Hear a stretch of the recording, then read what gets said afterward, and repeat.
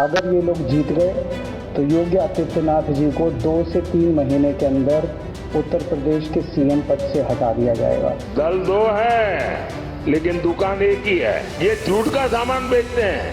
ये यूपी, दिल्ली और पंजाब ये 99 सीट के खेल में ही उलझ जाएंगे। यहाँ कुछ इन्हें हासिल होने वाला नहीं है। केजरीवाल आपके लिए कोई अच्छा समाचार नहीं है। 29 के बाद भी मोदी जी ही हमारे चुनाव अभियानों का नेता है। उनके नेतृत्व में ही हम चुनाव लड़ेंगे। नमस्कार, मैं हूं गार्गी चक्रवर्ती। आप देख रहे हैं श्रेष्ठ उत्तर प्रदेश। लोकसभा चुनाव अभी खत्म भी नहीं हुआ है, लेकिन विपक्षी गठबंधन इंडिया के नेता खासकर अरविंद केजरीवाल पीएम मोदी के रिटायरमेंट प्लान और सीएम योगी के सियासी कद पर बहुत बड़े बड़े दावे कर रहे हैं और उन्होंने अखिलेश यादव के साथ मिलकर लखनऊ में पीएम मोदी और सीएम योगी के भविष्य पर एक नई पॉलिटिकल थ्योरी देश के सामने रख दी है। क्या है इस नई पॉलिटिकल थ्योरी का सच और कैसे बीजेपी ऐसे तमाम दावों को खोखला करार दे रही है, समझिए यहाँ।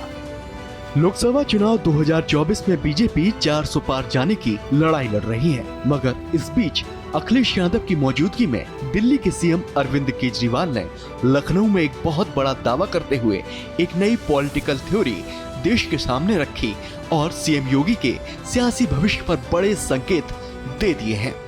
पहला ये कि ये चुनाव भारतीय जनता पार्टी मोदी जी अपने लिए वोट नहीं, अमित शाह जी को प्रधानमंत्री बनाने के लिए वोट मांग रहे हैं। योगी आदित्यनाथ जी को अगर ये लोग जीत गए तो योगी आदित्यनाथ जी को 2 से 3 महीने के अंदर उत्तर प्रदेश के सीएम पद से हटा दिया जाएगा।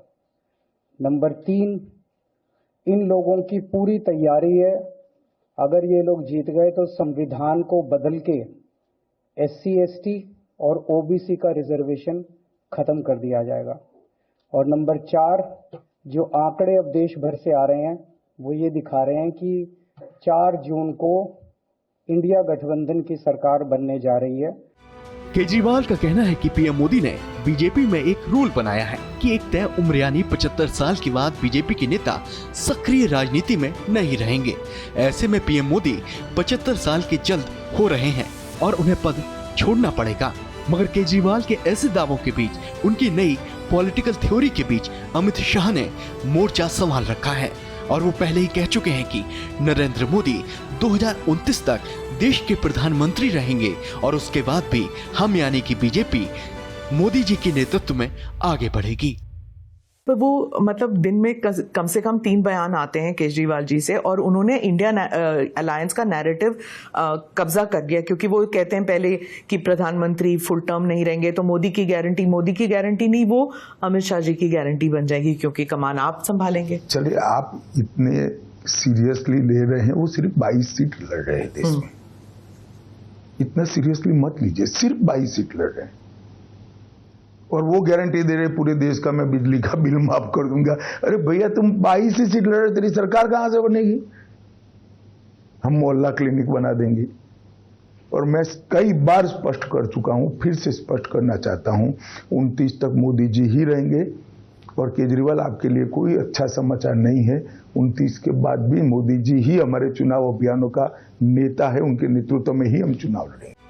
अमित शाह केजरीवाल को सीरियस नहीं लेने की सलाह दे रहे हैं, मगर केजरीवाल कह रहे हैं कि पीएम मोदी के रिटायरमेंट पर मैंने जो कुछ कहा उस पर तो बीजेपी बोल रही है, मगर सीएम योगी को पद से हटाने को लेकर जो कुछ भी बातें मैंने कही उस पर बीजेपी की चुप्पी बता रही है कि बीजेपी ने सीएम योगी को पद से हटाने की पूरी तैयारियां कर रखी हैं। बड़ी बात यह है कि मोदी जी ने ऐसा नहीं कहा कि मैं 75 साल पे इस्तीफा नहीं दूंगा, मैं रिटायर नहीं होऊंगा। उनका अपना बनाया हुआ रूल है और मुझे पूरी उम्मीद है कि मोदी जी का अपना बनाया हुआ रूल है और मोदी जी अपने रूल को फॉलो करेंगे। नहीं तो लोग कहेंगे कि मोदी जी ने ये रूल आडवाणी जी को हटाने के लिए बनाया था, जब अपनी बारी आई तो नहीं।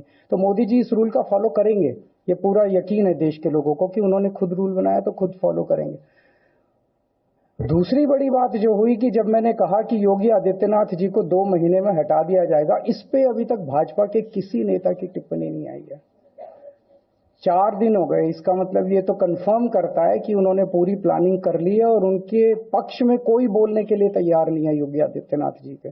तो उनका हटना अब लगभग तय है कि योगी आदित्यनाथ जी को उत्तर प्रदेश के सीएम पद से हटा। केजरीवाल के दावे बहुत बड़े बड़े हैं और तर्क तो और भी ज्यादा हैरान करने वाले हैं, जिन पर उनकी अजब गजब पॉलिटिकल थ्योरी टिकी हुई है। ऐसे में जब मौका लोकतंत्र के सबसे बड़े उत्सव यानी कि लोकसभा चुनाव का है, तो यूपी के लड़के भी कहां पीछे रहने वाले हैं। अखिलेश यादव बता रहे हैं कि बीजेपी और उनके सहयोगी यूपी, पंजाब, दिल्ली की कुल 99 सीटों के फेर में उलझ जाएंगे और देश की जनता इन्हें 140 सीटों पर ही रोक देगी। 4 चरणों में भारतीय जनता पार्टी चारों खाने चित्त हो चुकी है और उनके आंसुओं की नदी उफान में है। भारतीय जनता पार्टी जो 400 पार का नारा दे रहे थे, अब समझ में आया है 4 चरणों के बाद, वो बात तो ठीक है कि आरक्षण पे सबसे पहले हमला करेंगे, लेकिन 400 पार नारा इसीलिए दे रहे हैं कि 543 में 400 के बाद वो सीटें देख रहे हैं, तो वो केवल 143 बन रही हैं। तो वो स्वयं स्वीकार कर रहे हैं कि 143 से ज्यादा वो सीटें जीतने वाले नहीं हैं, क्योंकि 400 पार सीटें 143 ही बनती हैं और 140 करोड़ की जनता इस बार इन्हें 140 सीटों के लिए भी तरसा देगी। ये यूपी, दिल्ली और पंजाब ये 99 सीट के खेल में ही उलझ जाएंगे। यहाँ कुछ इन्हें हासिल होने वाला नहीं है। अखिलेश यादव के संकेत स्पष्ट हैं। वो कह रहे हैं कि बीजेपी की विदाई तय है। हम जनता की रोटी कपड़ा मकान की लड़ाई के साथ साथ इस बार संविधान बचाने की लड़ाई भी लड़ रहे हैं। विपक्षी गठबंधन जीत रहा है और इंडिया की जीत पर हो रही ऐसी दावों वाली बयानबाजी पर आजमगढ़ में पीएम मोदी ने सपा कांग्रेस पर जोरदार हमला बोल दिया और पूरे के पूरे विपक्षी गठबंधन इंडिया की सच्चाई बीजेपी के नजरिए से देश की जनता के सामने रखी है। भाई और बहनों, सपा कांग्रेस दल दो है, लेकिन दुकान एक ही है। ये झूठ का सामान बेचते हैं, ये तुष्टीकरण का, परिवारवाद का और भ्रष्टाचार का सामान बेचते हैं। अब ये लोग तुष्टीकरण की ट्रिपल डोज लेकर आए हैं। एक तरफ ये लोग पिछड़े, दलित, आदिवासी का आरक्षण छीनकर अपने वोट बैंक को देना चाहते हैं। दूसरी तरफ ये इंडी गठबंधन वाले आपकी संपत्ति का आधा हिस्सा छीनकर उसको भी अपने वोट बैंक को देना चाहते हैं। पीएम मोदी ने बता दिया है कि विपक्षी गठबंधन इंडिया का विजन आखिर है क्या। तो दूसरी ओर इंडिया में शामिल सभी दलों की ओर से बीजेपी की करारी हार के दावे लगातार किए जा रहे हैं और बताया जा रहा है कि बीजेपी राज्य दर राज्य पिछड़ती जा रही है। ऐसे में केंद्रीय गृह मंत्री अमित शाह ने पलटवार किया है और बताया है कि हम यूपी में तो पिछली बार यानी कि 2019 से ज्यादा सीटें तो जीत ही रहे हैं, साथ ही साथ अन्य राज्यों में भी कमल खिल रहा है। दक्षिण में आपने कहा था कि सिंगल लार्जेस्ट पार्टी उभर के आएगी बीजेपी, और विपक्ष कहता है दक्षिण में बीजेपी साफ और उत्तर में हाफ। देखिए, मैं अपने बयान पर कायम हूं। कर्नाटक, तेलंगाना, आंध्र प्रदेश, केरल और तमिलनाडु, ये 5 राज्य मिलकर जितनी सीटें हैं, इसमें भारतीय जनता पार्टी सबसे बड़ा दल बनकर बाहर आएगा इस चुनाव में।